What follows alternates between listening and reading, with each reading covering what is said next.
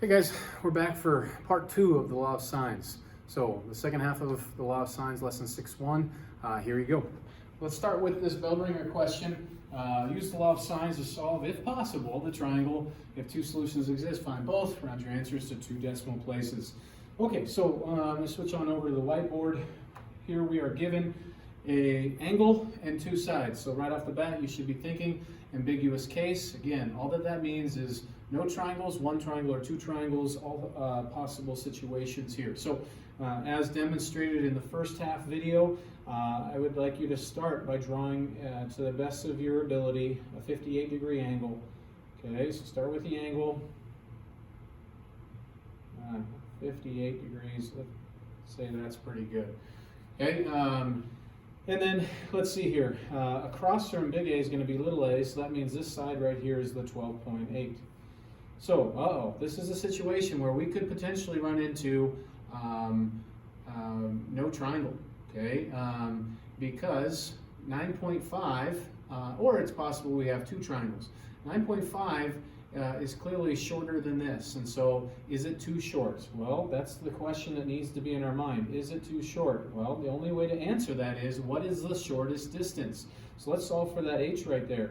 Just solve for h, since that's the opposite and I have the hypotenuse, I'm going to use sine. Sine of 58 degrees equals h over the 12.8. So h is 12.8 times the sine of 58 degrees. So what is that? Go to my handy dandy calculator. 12.8 sine 58. Oh, you see it's actually already there on my screen. And so that is 10.86. 10.86. So what I learned here is this distance is 10.86. So this side that's across from the 58-degree angle, specifically of length 9.5, 9.5, I don't know, might be something like that in distance. If this is 10.86 right here, this thing isn't going to struggle. It's swinging right here, saying, where, oh, where can I land? And nowhere can I land. Okay, so there is no triangle on that problem. So I made sure to include this in your Bellringer today because in the first half lesson, when we dealt with the ambiguous case, you saw me go through an example where there ended up being 1 triangle. You also saw me do an example that I truly most often allude to the ambiguous case where there were 2 triangles and we had to solve. Here is a situation where we had no triangle. So I wanted to make sure you saw one of those as well. Okay, so let's proceed to our lesson. Back over to the PowerPoint, let's start with our objectives. Here's our objectives for today. This half of the lesson should go a little bit faster than yesterday's or the previous half. And that was, here's our objectives. Find the areas of oblique triangles. We're going to learn a new area formula for finding areas of triangles. Okay, and then we're going to use the law of sines to model and solve real-life problems. We'll look at one application question to close things out. All right, so first off, area of an oblique triangle. You guys know how to find the area of right triangles really, really well. Okay, you have a formula that you should have memorized, 1/2 the base times the height. Well, we're going to utilize that same exact formula to find the area of oblique triangles. Okay, so it says the procedure used to prove the law of sines leads to a simple formula for the area of oblique triangles. So if you were to look at each of these 2 scenarios, 2 different oblique triangles, one's acute, one's obtuse. Okay, if we go ahead and utilize this area formula that you are aware of, move this out of your way here, area equaling 1/2 the base times the height. If you look at this triangle, your base is C. Okay, so 1/2 C. Now, we got to talk about what this height is. Well, we could talk about what this height is in terms of either angle B or angle A. With angle A, which is what they did, okay, angle A, we could say angle A, we could do the sine of it, is equal to h over b. Well, if I want to solve for what the height is, though, all I need to do is times both sides by b. So if sine of angle A equals h over b, then b times the sine of angle A will equal h. So notice you have b times the sine of angle A in the place of your height. And you end up with this formula just simplifying, 1/2, they put B before C just because it's alphabetical, I think, times the sine of angle A. Now notice the relationship that angle A has to little b and little c. Angle A is found here, little b and little c. Okay, this is the angle that's included between these two sides. So this is a helpful formula for when you have two sides and the angle in between. In other words, when you have side angle side, this is how you want to find the area of a triangle, when those are the three components that you have. Now, you might be curious, does this also work on an obtuse triangle? It certainly does, though it takes a little bit more thought. I still have the area of a triangle being 1/2 the base times the height. So my base is C this time, which it was that time as well. But my height, the height here is going to end up being the sine of this angle is going to equal h over b. Well, the sine of this angle equaling h over b, when I multiply both sides by b, I get that h is the sine of this angle times b. So the height is the sine of this angle times b. Well, what is the sine of this angle? The sine of this angle is actually the exact same thing as the sine of this angle. The reason is what's the relationship between these two angles? These two angles are supplementary. Take a look at this here real quick to help you realize this. I want you to consider, we just talked about how those two angles that I was pointing at on the screen were supplements. What do I know about finding the sine of some angle? Let's say, I'm going to start with this angle right here. The sine of it, let me give myself a unit circle.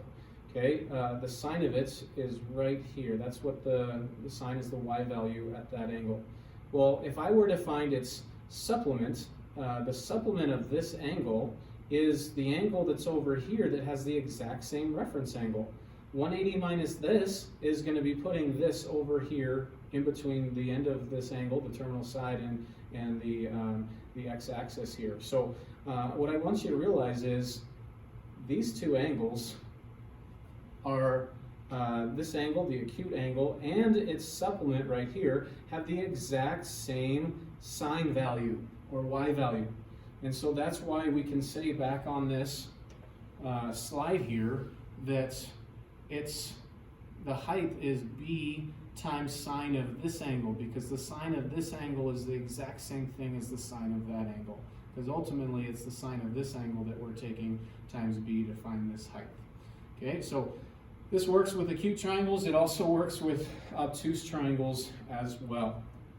And so ultimately, here is kind of their summary slide where they say, hey, you could do a very, very similar argument to this last one, and you could say, you know, the area of this triangle right here is going to equal 1/2 a times c times the sine of b. So this whole big idea of what I want you to memorize this formula as is, if you are given side angle side information, the area of the not a right triangle, of an oblique triangle is 1/2 the product of two sides times the sine of the angle in between.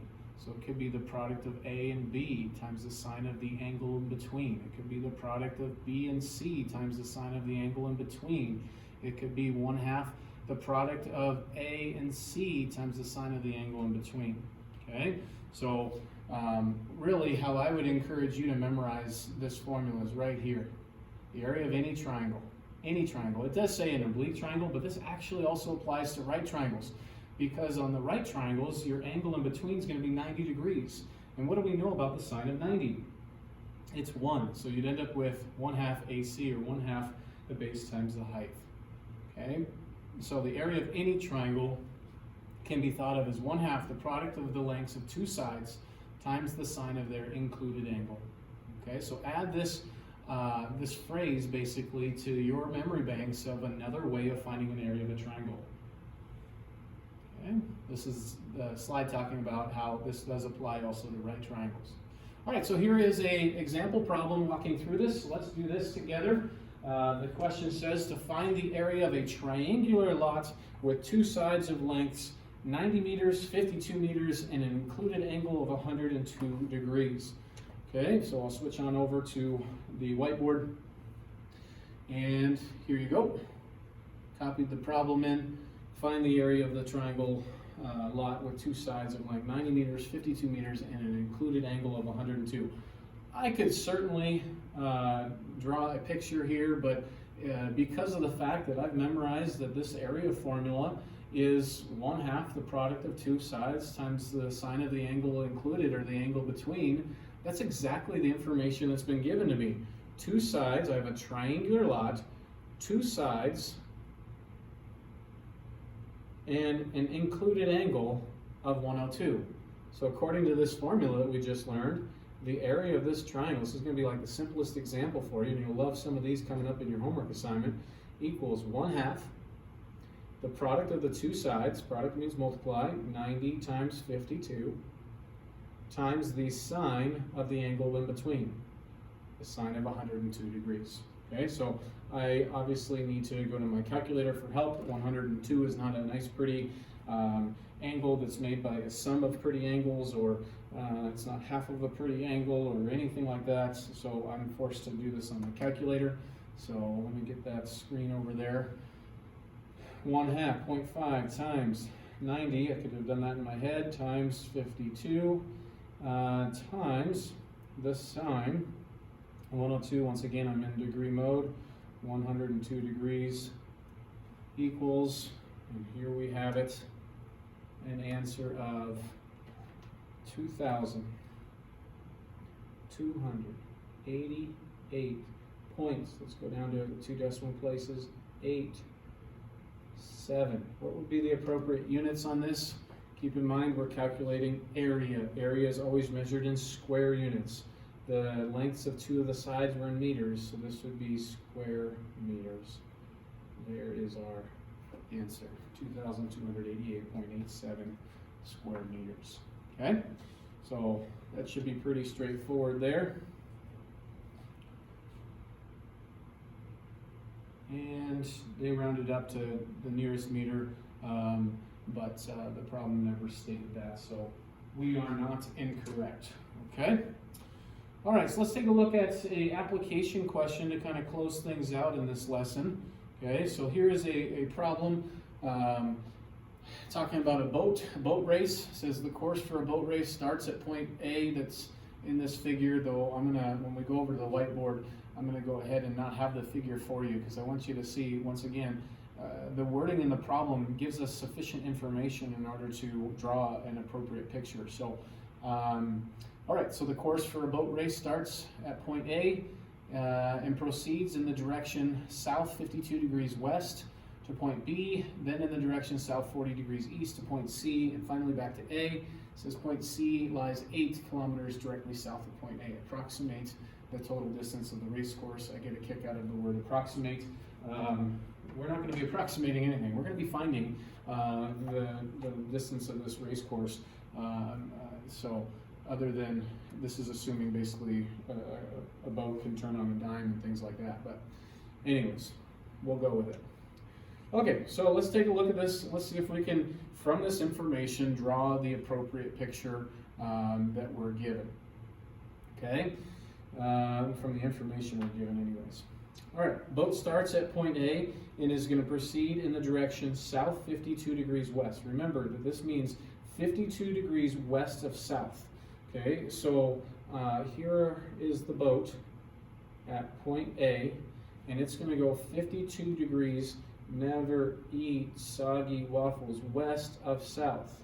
Okay, so I've got 52, here's my south, 52 degrees west. This is the path of the boat thus far. And then it's going to travel here until it reaches point B. Then in the direction south 40 degrees east. So off of south, it's now going to go 40 degrees east. Never eat. So I'm going 40 degrees east of south to point C. And then because I've already read through this problem multiple times, it says C is directly south of A. So I need to stop C right about there. Here is my C. And I know that C lies directly south of A 8 kilometers. Okay, so there's information that I have in this problem. Let's talk about what else I know. There is one other piece of information in this triangle that I know that I need to make sure I put down. And that's coming back to parallel lines and a transversal from your geometry days. Because I've drawn in these two, what were south lines, north-south lines, okay, and I have a couple sets of transversals. This transversal is the one I want to consider. This 40 degrees right here is going to be congruent to 40 degrees right over here because these are alternate interior angles. They're on alternate or opposite sides of the transversal and they're inside the parallel lines. Okay, so that gives us a second angle in this triangle. So now look at the triangle. Look what information I have. I have this, this angle, and this side. So I've got this kind of angle, side angle information. Because I know two angles, I can now solve for the third angle.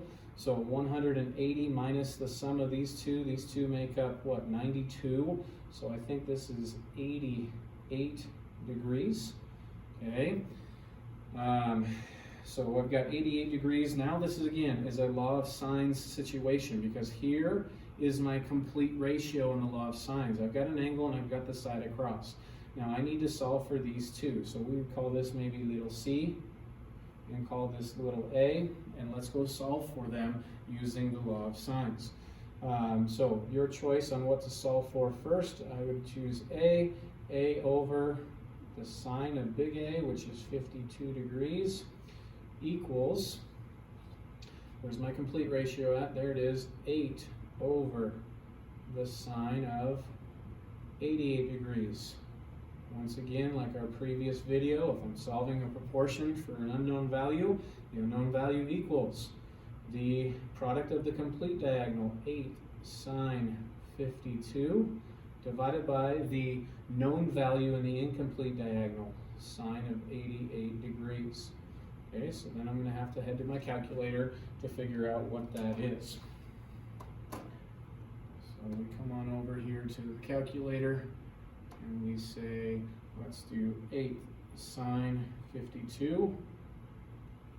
And then I'm going to divide by sine 88. And we get an answer of 6.31, 6.31, and the units I think were kilometers. There it is, 8 kilometers, that's kilometers. So this is a 6.31 kilometers in our picture. Okay, so we have now one more time of doing the law of sines to find that little c now, so we'll set it up the same way, little c over sine of big C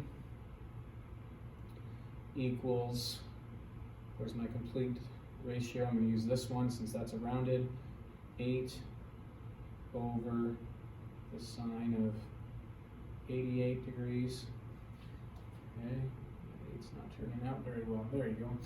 Okay, so again, our unknown value in the proportion equals the product of the complete diagonal, 8 sine 40 divided by the known value in the incomplete diagonal. What does that make? 8 sine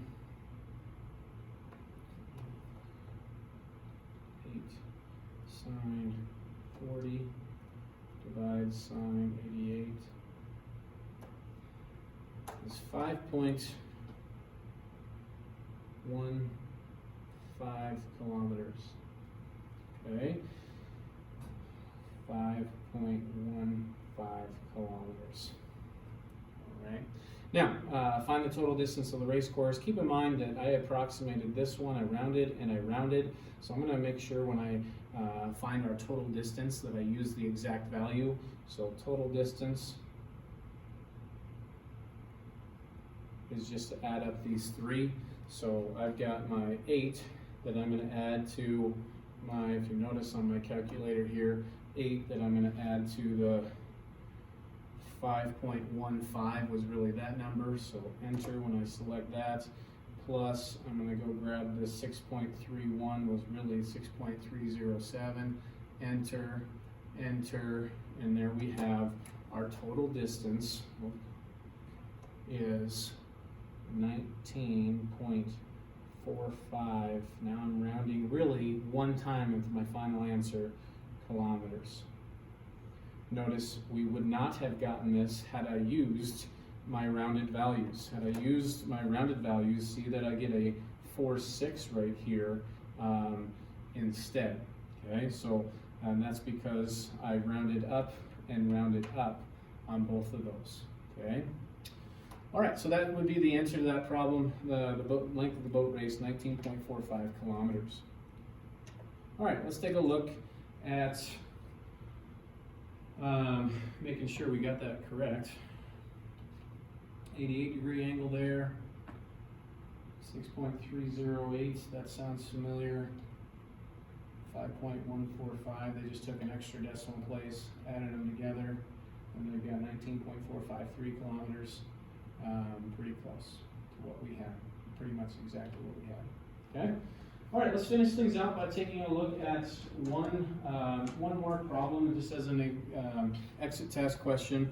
I know that you guys are going to appreciate just seeing more practice with the law of sines. So here's one last problem. Find the area of the triangle having the indicated angle and sides. Okay, so once again, head on over here to my whiteboard where there is the same angle and two sides. Again, angle, two sides. Now, notice what we have here. These were labeled C, A, and B. So in this situation, I don't have the side across.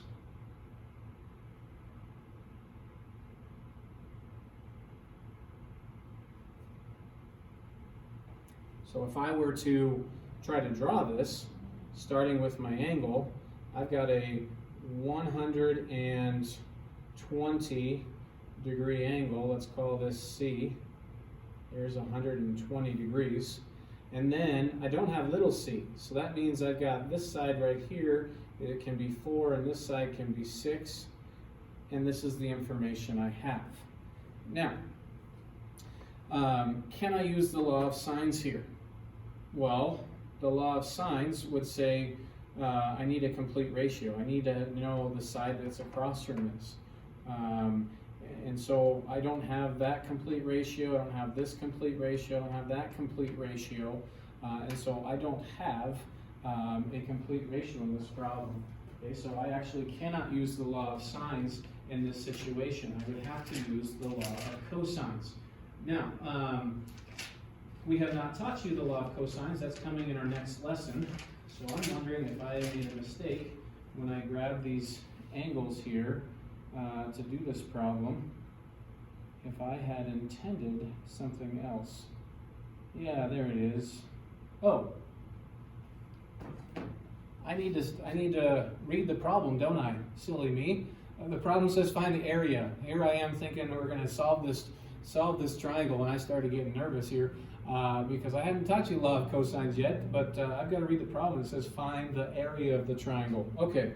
Well, again, as we saw in an earlier problem where we did the area, I don't need to really draw this picture because I've got two sides and an angle in between. The area of the triangle is equal to 1/2 the product of the two sides times the sine of the angle in between. And that's all I need to do to compute the area of the triangle. Really helps to read the problem. I'm human. 0.5 times 4 times 6 times the sine of 120 degrees. And there you have it, ladies and gentlemen. 10.39 is the area of this triangle. Now, we weren't given units, so if you wanted, you could say square units, and that would be your solution. All right, good. Lesson learned in making sure you read the problem. Once again, I hope this helps, and you're plugging away with the law of sines. Please, again, reach out to me if you have questions. I'd be happy to go over other sample problems and post them to my YouTube channel. But get after this. Let me get you your assignment. Your second half assignment is right here. Okay, I added a little bit to the first half, really, in a way. I wanted to give you more practice with the law of signs and specifically ambiguous case. And so 25 to 37 odd, this is really doing more of what we did in our previous first half of this assignments, or first half of this lesson. And then these latter problems here will give you some more practice with applying application questions and also using the area formula for when you're given side angle side information. So once again, hope this helps and you're staying safe and healthy. Until we see each other next time, see you later.